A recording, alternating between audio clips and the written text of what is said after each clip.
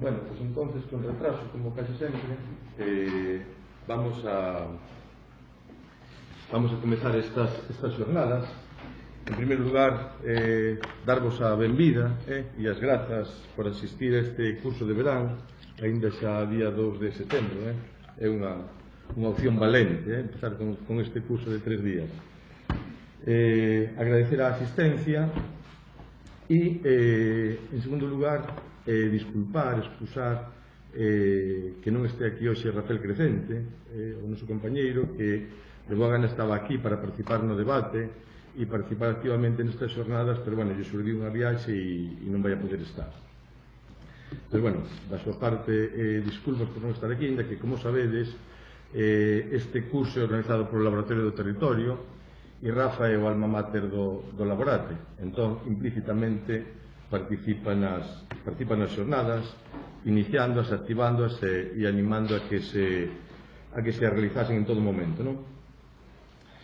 E, bueno, en terceiro lugar, eu quería un pouco comentarvos, trasladarvos cal foi a motivación deste curso, das xornadas, non? Ademais de ser continuación de outras xornadas que se organizaron en torno á propiedade, pois neste caso o obxectivo, a motivación non foi tanto analizar a evolución histórica da propiedade da terra en Galicia, sino ver, comentar, estudiar, analizar entre todos cales son as implicacións da propiedade na xestión de terras, e na xestión de terras en sentido amplio, non solamente na xestión de terras agrarias, desde o punto de vista da productividade agraria, agroforestal, etc., senón tamén na xestión urbanística, nos planes xerales de ordenación municipal, dende a súa redacción ata a posta en marcha e no cumplimento das diferentes normas, tamén na planificación e na xestión dos recursos naturales, na paisaxe e tamén, por exemplo, no cambio de valor dos predios, ou nos diferentes tipos de valoracións que temos que facer en función do tipo de propiedade. Bueno, como sabedes, falar de propiedade, sobre todo de propiedade en Galicia, é complexo, non?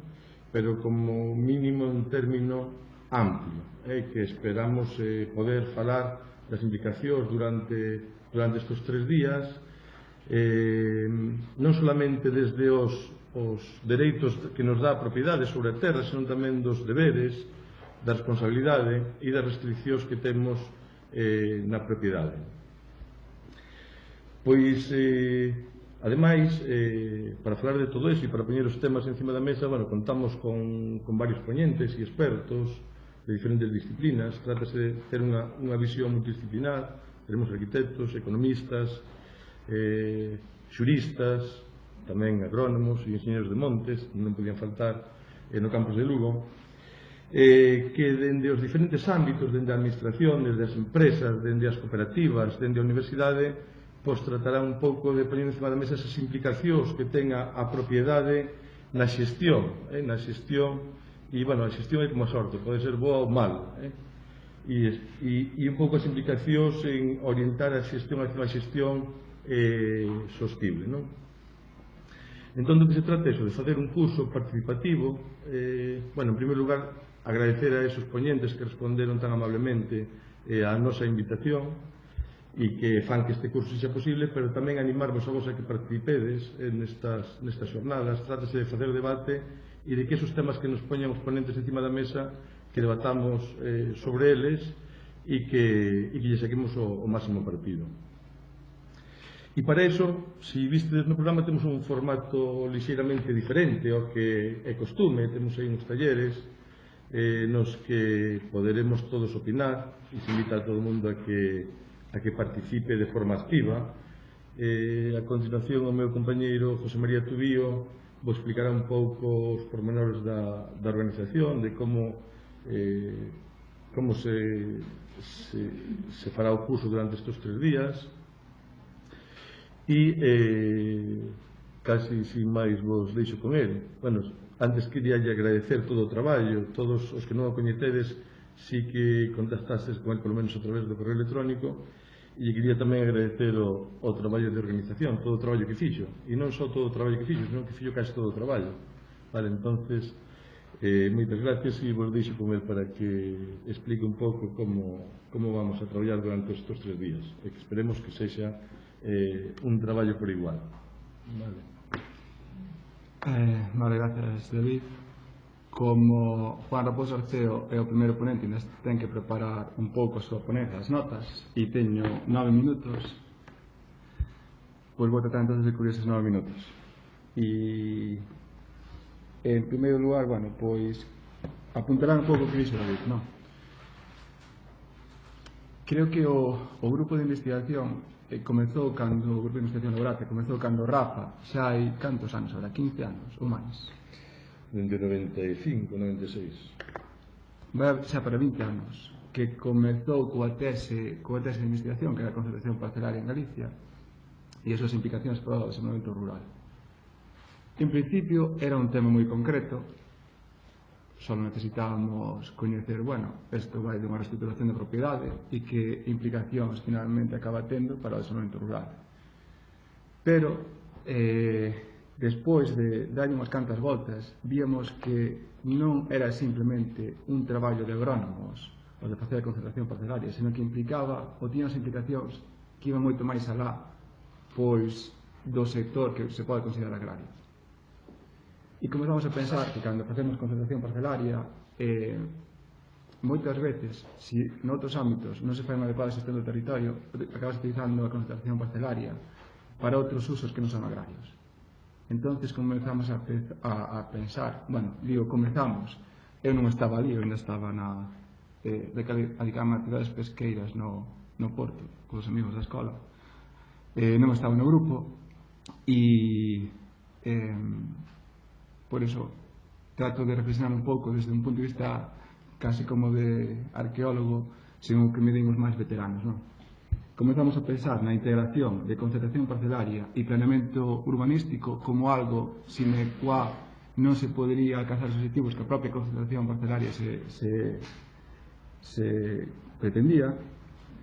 Comezamos tamén a pensar que temos que ter moi en conta a valoración do solo, unha valoración socioeconómica do solo, non únicamente pois agraria, ecolóxica ou biofísica, porque eso sí que implicaba ou tiña grandes implicacións no uso que finalmente iba a ter os propios proxectos de concentración.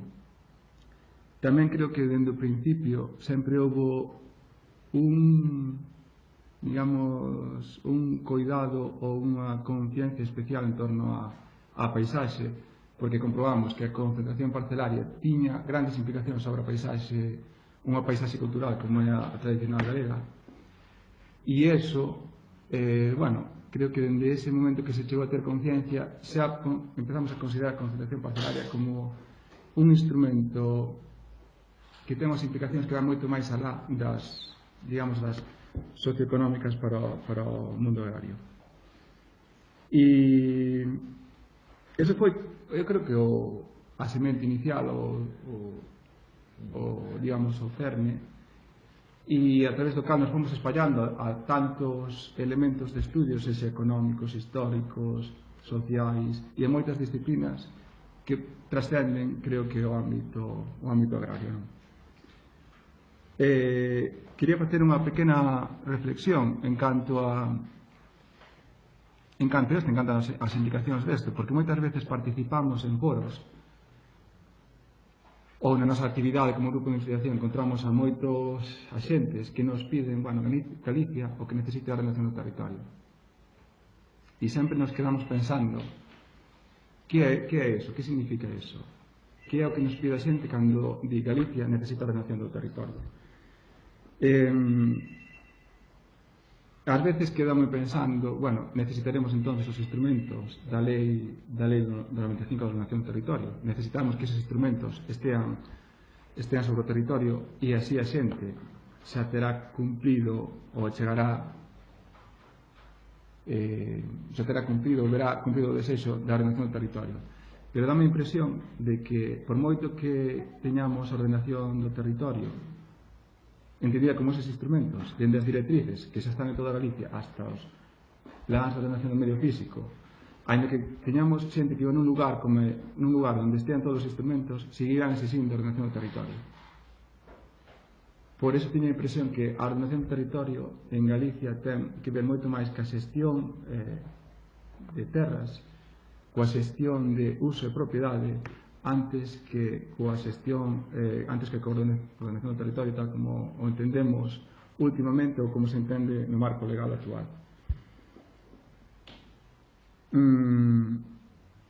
A semana pasada unha persoa chamada Rosa tivo que ser desaloxada aos xoves da súa casa por mor duns incendios, por mor dun incendio, non de uns, senón de un grande. E nesa aldea onde estaba ela fixen a concentración parcelaria hai uns 10 anos, e o único cultivo que tivo, que eu recordo desde que se fixo, foron xestas e silvas. Por outro lado, tamén me comentaba a semana pasada unha mariscadora da Ría da Arousa de que cada vez hai menos produción nas rías e que se nota cada vez moita máis contaminación. Ou tamén me comentaba, este non me comentaba, senón que xa é coñecido por todo o pobo onde son eu, que un taller de pedra que se ve obrigado a deixar o sitio onde estaba porque causaba certas incomodidades aos veciños, se tivo que desplazar a outro sitio, e o Concello dou licencia, pero resulta que había denunciou porque estaba en solo rústico de protección oficial.